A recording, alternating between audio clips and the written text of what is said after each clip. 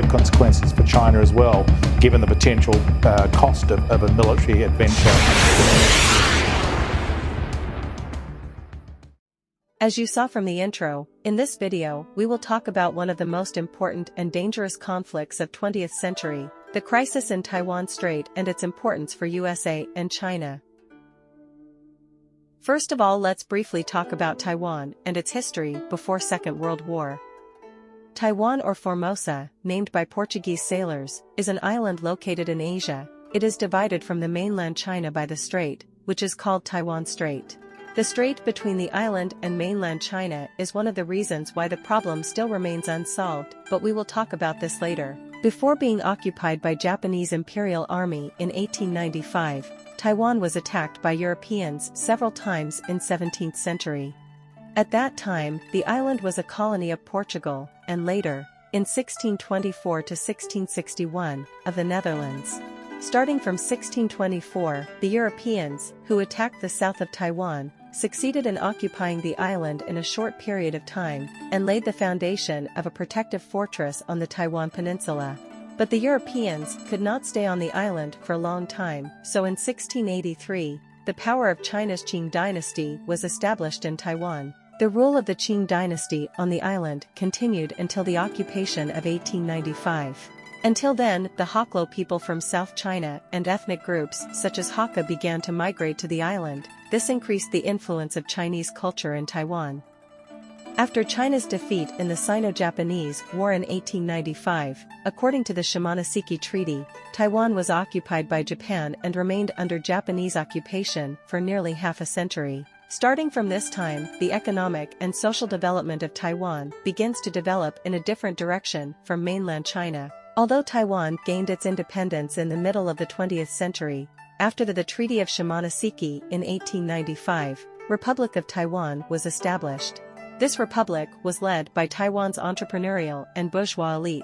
However, this republic existed for a short time and was soon abolished by Japan, also in 1895. Despite the restrictions imposed by the Japanese, the island's local elite began to play an active role in governance. In the 1920s and 1930s, the struggle for independence in Taiwan expanded. The island played a major role in Japan's foreign policy. Until the surrender of Japan in 1945, the island played the role of a front line for the protection of the empire. The island also had an important place in the plans of the Allies. According to the declaration signed in Cairo between the United States, Great Britain, and the Republic of China in December 1943, Taiwan had to be returned to China after the end of World War II.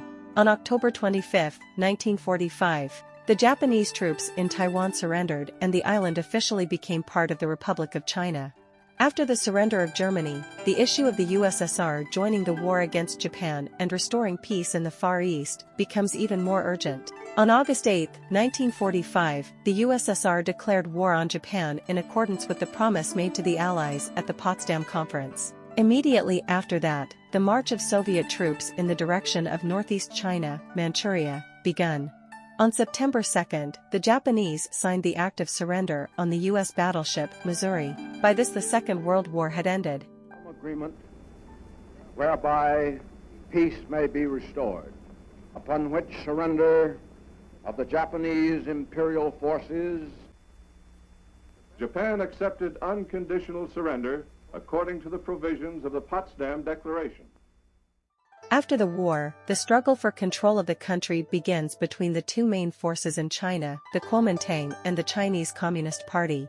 Although at first the Kuomintang Party under the leadership of Chiang Kai-shek prevailed over the Communists, Kaiser's domestic politics soon turned the tide in favor of Mao Zedong.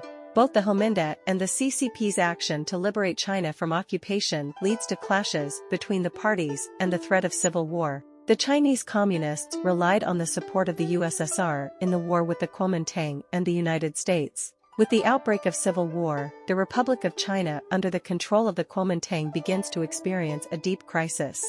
As a result of Chiang Kai-shek's rural policies, the public's trust and support for the Kuomintang begins to decline. As a result, the Kuomintang leadership was forced to leave mainland China and flee to the Taiwan, which has favorable conditions for protection from foreign attacks. The arrival of the Kuomintang forces and the establishment of an authoritarian regime were not welcomed by the island's population. As the result, the February 28 incident happened. The February 28 incident, also known as the February 28 massacre or the 228 massacre, happened on February 28, 1947. About 30,000 people died as a result of this demonstrations against the Kuomintang. The defeat of the Kuomintang in the Civil War also meant the defeat of the United States to the Communists on the Chinese front. In August 1949, the United States published the White Paper on Relations with China, with which the United States actually admitted that its policy in China had failed. On December 7, 1949, the remnants of the Kuomintang forces under the leadership of Chiang Kai-shek fled from mainland China to Taiwan. The Republic of China, which was established after the Shanghai Revolution of 1911, continued and continues to operate in Taiwan. Its leaders declare Taiwan to be the temporary residence of the Chinese government. It should be noted that the main reason for keeping the name Republic of China was the Kuomintang's claims to all Chinese territories and their promise that one day they would liberate all of China from communist slavery. Immediately after the start of the war in Korea, the 7th Fleet of the U.S. Navy anchored in the Taiwan Strait by order of U.S. President Harry Truman. The purpose of the arrival of the fleet to the strait was to prevent the military intervention of the PRC on the island. According to Truman's speech on July 27, 1950, the occupation of Taiwan by the PRC would pose a threat to U.S. military forces in the Pacific region and peacekeeping in the region as a whole. After the end of the war in Korea, the U.S. government began to increase the military potential of the island. On December 2, 1954, the Mutual Defense Agreement, also known as Sino-American Mutual Defense Treaty, was signed between the Allies. Thereby Taiwan became a territory under the protection of the U.S. Armed Forces. By this, the relations between the U.S. and the Republic of China were established at the level of a military alliance. The agreement of December 2, 1954 formed the basis of the U.S.'s China policy until the establishment of U.S.-PRC relations in 1979. Over the years, the United States has provided economic and military assistance to Taiwan, making Taiwan its main ally in Asia and a mainstay in the fight against communism in the region. U.S.'s aid to the island not only protected Taiwan from PRC invasion, but also made it one of the leading countries in the region. For this reason, since the 60s and 70s, Taiwan, Hong Kong, Singapore and South Korea have been called the Four Tigers of Asia or Four Dragons of Asia due to their economic development. With the help of financial aid from the United States, the Kuomintang government takes full control of the island. With the election of Eisenhower as president, the situation in the Taiwan Strait becomes more tense. By the order of the new president dated February 2, 1953, the 7th Fleet ceases to control the Taiwan Strait and soon leaves it. The reason for this was that the Chinese people were fighting against the United States in Korea while at the same time United States was defending Taiwan, where the Chinese people live. In his speech, Eisenhower stated that he was against protecting a nation that was fighting against the United States. Let's note that the departure of the 7th Fleet from the Taiwan Strait led to two crises in the Taiwan Strait in the 1950s. In 1954, PRC Prime Minister Zhou Enlai announced that Taiwan would be liberated soon. Fearing that the PRC will attack, the Kuomintang government began to strengthen its positions on the islands of Matsu and Sinman.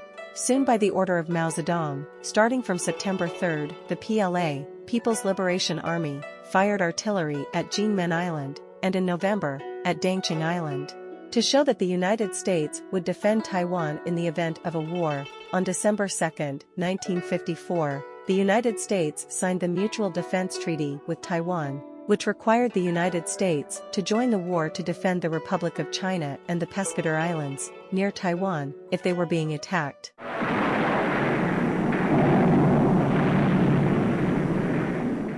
However, the treaty had not mentioned attacking other islands under Taiwan's control. Taking advantage of this, the PLA continued to attack and occupied the islands of Ikjianshan and Danshan on December 18. During the discussions on the Taiwan Strait crisis in the United States, President Eisenhower proposed the use of nuclear weapons against the PRC.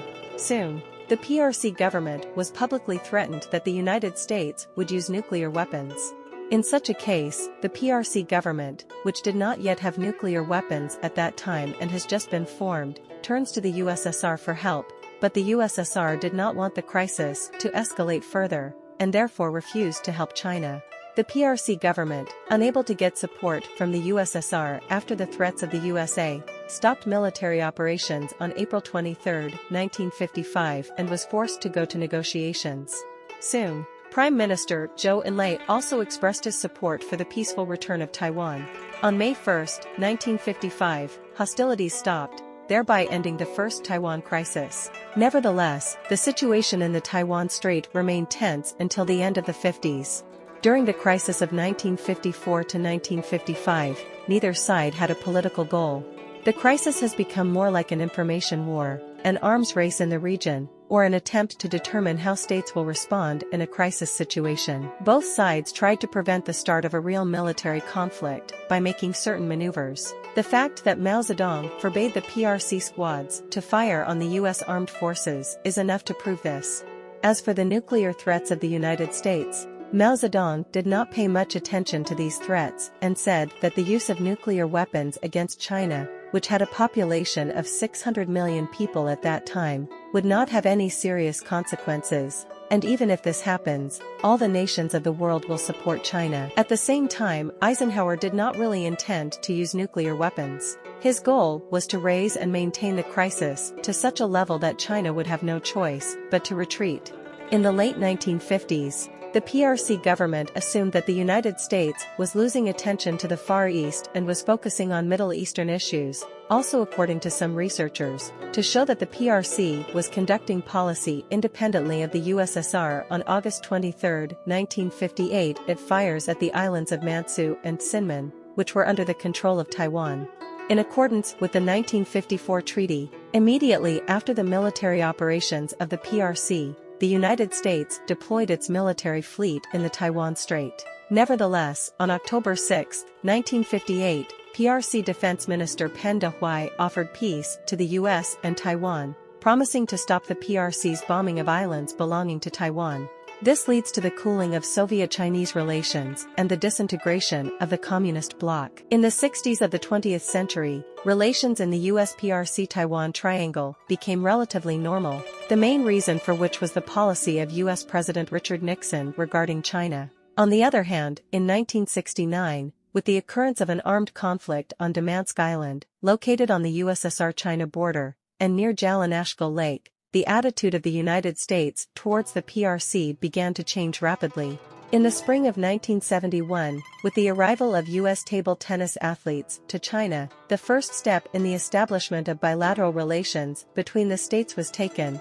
That's why this event in US-PRC relations is sometimes called ping-pong diplomacy. Immediately after the ping-pong diplomacy of 1971, the preparation for the secret visit of the U.S. Secretary of State Henry Kissinger to China began. Soon, the terms that China will present to the United States in the US-PRC negotiations were prepared, including 1. U.S. military forces should leave the Taiwan Strait and Taiwan Island as long as China demands. 2.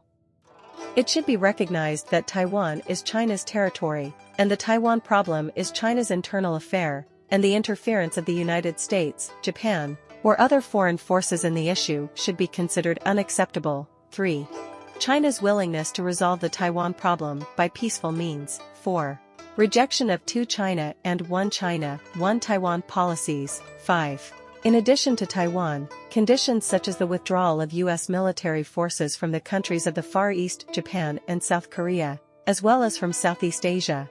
This was followed by U.S. President Richard Nixon's visit to China on February 21 to 28, 1972, as a result of which the parties signed the Shanghai Communiqué.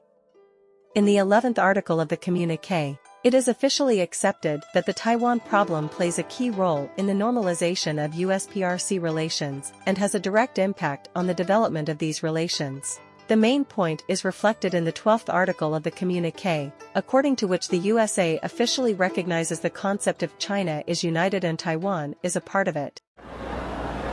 My name is Jimmy Carter and I'm running for president.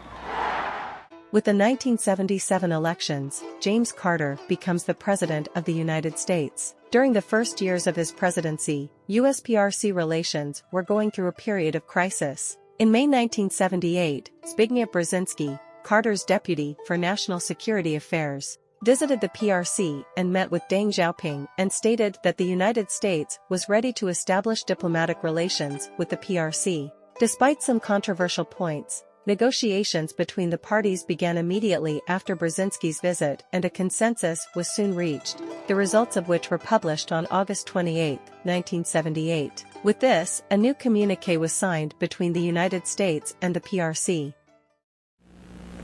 A joint communiqué on the establishment of diplomatic relations between the United States of America and the People's Republic of China, January 1st, 1979.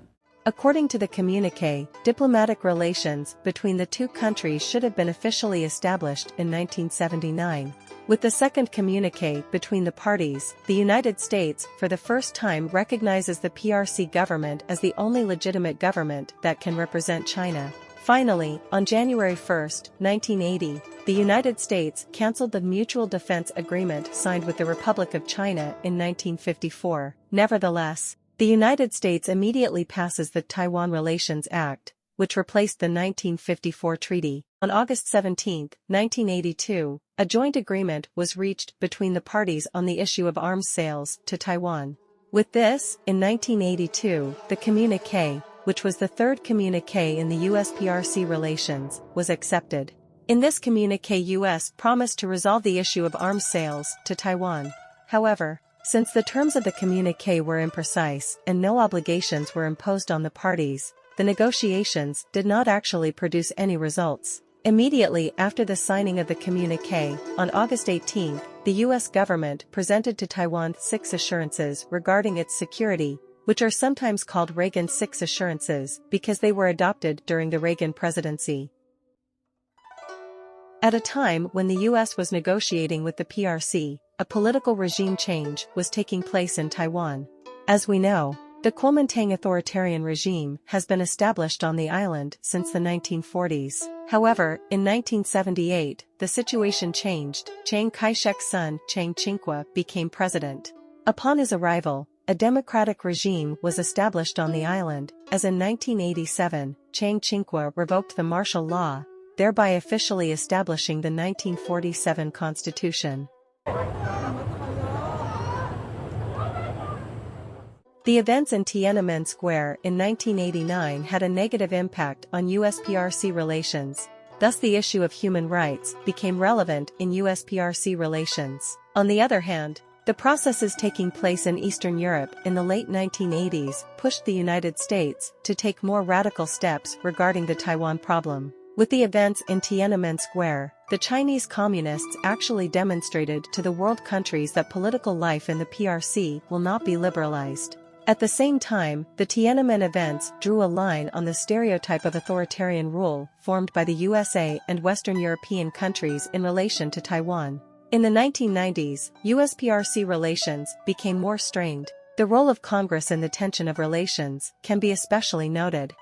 At the same time, negotiations between the PRC and Taiwan were gradually starting. Agencies such as Straits Exchange Foundation, SEF, in Taiwan and Association for Relations Across the Taiwan Strait, ARATS, in PRC were established in 1991 to organize negotiations. Meetings between the PRC and Taiwan were organized by these agencies. Another factor influencing the escalation of the problem was Lee Teng-hui, who was elected as President of the Republic of China in 1988.